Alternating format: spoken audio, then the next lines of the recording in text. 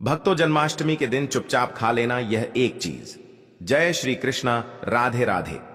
दोस्तों, स्वागत है आप सभी का एक बार फिर से। भक्तों, भाद्रपद मास के कृष्ण पक्ष की अष्टमी तिथि को भगवान श्री कृष्ण का जन्म हुआ था।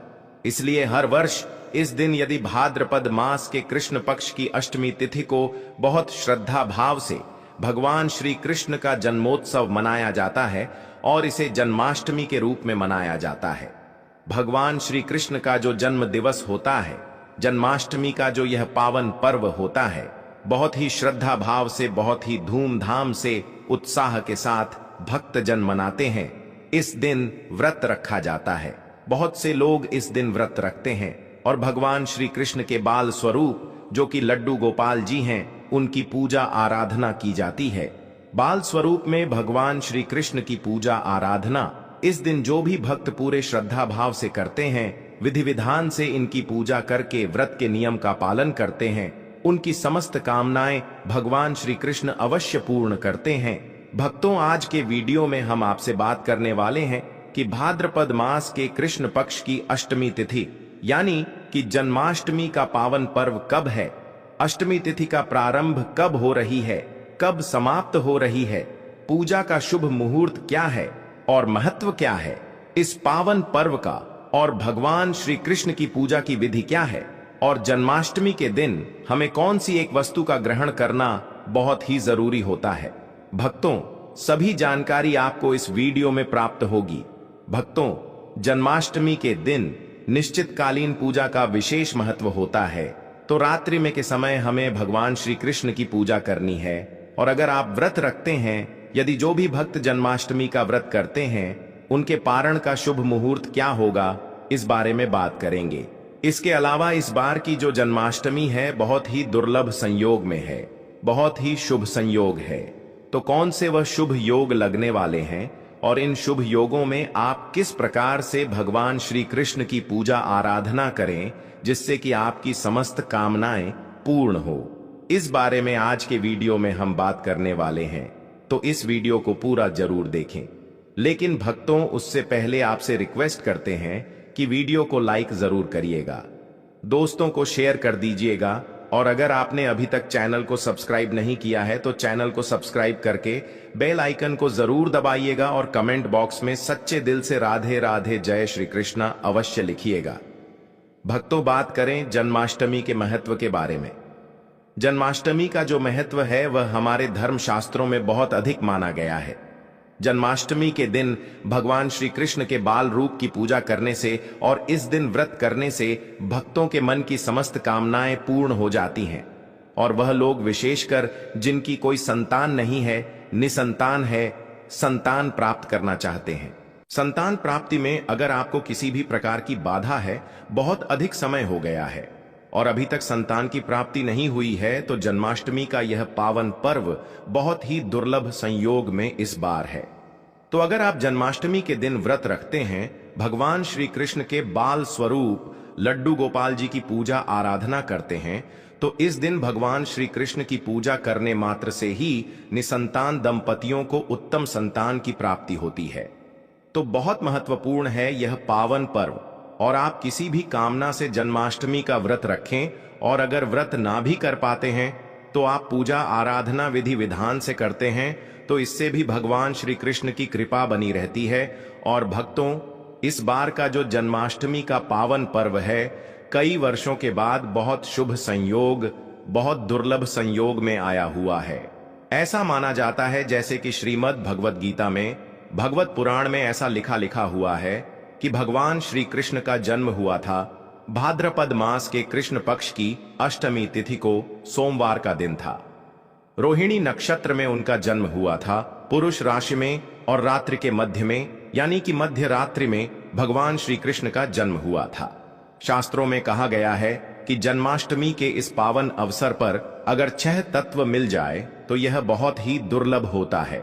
यह 6 तत्व होते हैं भाद्रपद, कृष्ण पक्ष, अष्टमी तिथि, रोहिणी नक्षत्र, रूस राशि में चंद्रमा। इसके साथ शनिवार या बुधवार का होना यह अत्यंत ही दुर्लभ तत्व है जो कि हर साल नहीं होते हैं। तो ऐसा इस बार संयोग बना हुआ है कि सभी तत्व 16 अगस्त को मौजूद रहेंगे।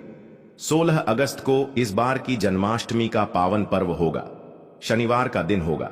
सुबह से ही अष्टमी तिथि रहेगी और रात्रि में अर्धरात्रि तक अष्टमी तिथि व्याप्त रहेगी, जिससे कि इसी रात नवमी तिथि भी आरंभ हो जाएगी।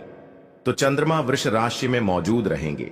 इन सभी संयोगों के साथ रोहिणी नक्षत्र भी 16 अगस्त को है।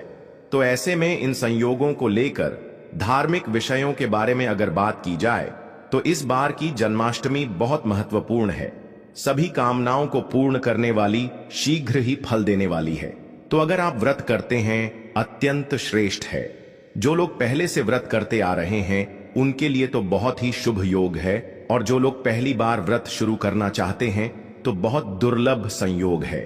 इस बार अगर आप व्रत शुरू करते हैं तो कई गुना फल आपको प्राप्त होता है। भक्तों, निर्णय सिंधु नामक ग्रंथ के अनुसार ऐसा संयोग जब जन्माष्टमी पर लगता है तो इस अवसर पर इस सहयोग में व्रत करने से 3 जन्मों के जाने अनजाने जो पाप होते हैं उन पापों से मनुष्य को मुक्ति मिल जाती है। और इस संयोग में अगर जन्माष्टमी का व्रत करते हैं तो प्रेत योनि में भटक रहे जो पूर्वज होते हैं उन्हें भी आपके व्रत के प्रभाव से मुक्ति मिल जाती है। तो बहुत ही श्रेष्ठ माना गया है जन्माष्टमी का ऐसा दुर्लभ संयोग।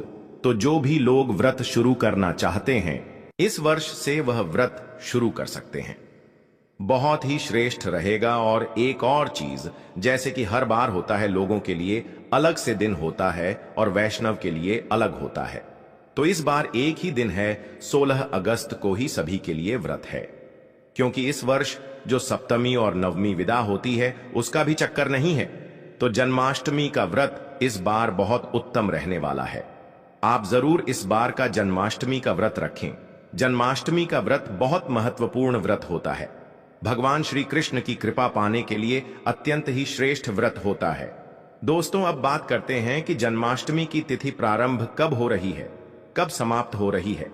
इस बार की जो जन्माष्टमी तिथि है, पंचांग के अनुसार इस साल भाद्रपद माह के कृष्ण पक्ष की अष्टमी तिथि की शुरुआत 15 अगस्त की रात 11:49 पर होगी और 16 अगस्त रात 9:27 पर इसका समापन होगा। ऐसे में 16 अगस्त 2025 के दिन कृष्ण जन्माष्टमी का व्रत रखा जाएगा। हर साल भाद्रपद मास के कृष्ण पक्ष की अष्टमी तिथि को कृष्ण जन्माष्टमी के रूप में मनाया जाता है। तो कुल अवधि जो पूजा की मिलने वाली है वो है 45 मिनट की, जो बहुत ही शुभ समय है। पूजा का जिस समय में भगवान श्री कृष्ण के जन्मोत्सव की जो पूजा होती है वह समय में आपको करनी है। दोस्तों, अब बात करते हैं कि जन्माष्टमी के इस पावन पर्व पर भगवान श्री कृष्ण की पूजा किस प्रकार से करनी चाहिए। आपको प्रातः काल जल्दी उठना है और स्नान इत्यादि करने के बाद साफ स्वच्छ वस्त्र धारण करें। घर के मंदिर की साफ सफाई आपको एक दिन पहले से ही कर लेनी चाहिए। वैसे तो भक्तों, जन्माष्टमी की तैयारियां पहले से ही शुरू हो जाती हैं। तो घर की साफ सफाई, घर के मंदिर की साफ सफाई 1-2 दिन पहले ही हो जाती है। उसके बाद जब आप स्नान इत्यादि कर लेते हैं तो अपने घर में पूजा कीजिए। जो नित्य की पूजा होती है वह पहले की जाती है, जैसे कि धूप दीप प्रज्वलित करें, सभी देवी देवताओं की पूजा करें। उसके बाद भगवान श्री कृष्ण का जो बाल स्वरूप है, यदि कि जो लड्डू गोपाल जी है, उनकी पूजा करें। भक्तों, लड्डू गोपाल जी का आप जला अभिषेक करें। आप पंचामृत से अभिषेक कर सकते हैं, कच्चे दूध में केसर मिलाकर अभिषेक कर सकते हैं और गंगा जल से अभिषेक कर सकते हैं, केसर मिश्रित जल से अभिषेक कर सकते हैं। भक्तों, जैसी आपकी इच्छा हो, भगवान श्री कृष्ण का आप स्नान इत्यादि करना है, अभिषेक करें। उसके बाद उन्हें सुंदर वस्त्र धारण करवाएं और विधि विधान से उनकी पूजा आराधना करें।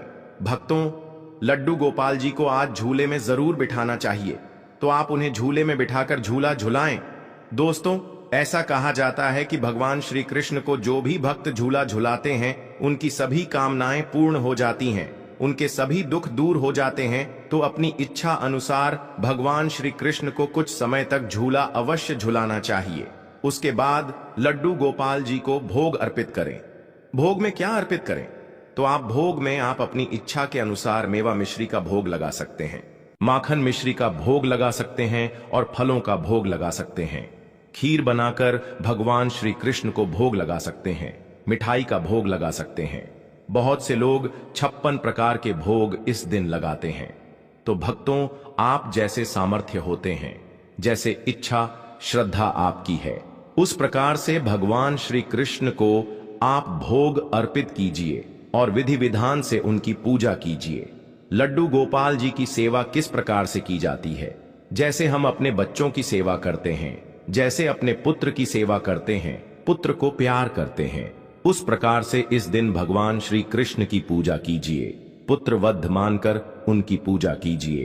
दोस्तों, इस समय में जो पूजा करने का विशेष समय होता है वह रात्रि का समय होता है। जो मध्य रात्रि में पूजा होती है उस समय भगवान श्री कृष्ण की पूजा की जाती है, उनका जन्मोत्सव मनाया जाता है। तो उस समय भी स्नान इत्यादि करवाकर फिर भगवान श्री कृष्ण को आप झूले में बिठाए, झूला झुलाए, भोग अर्पित करें और विधि विधान से उनकी पूजा करें। उनके सामने मंत्र जाप करें, प्रार्थना करें, परिवार सहित बैठकर भजन कीर्तन करें और पंजीरी का भोग विशेषकर भगवान श्री कृष्ण को लगाया जाता है, जो कि धनिये से बनी पंजीरी होती है। तो धनिये को भूनकर उसको पीसकर उसके अंदर घी और चीनी मिलाकर यह पंजीरी तैयार करके भगवान श्री कृष्ण को भोग अर्पित की जाती है।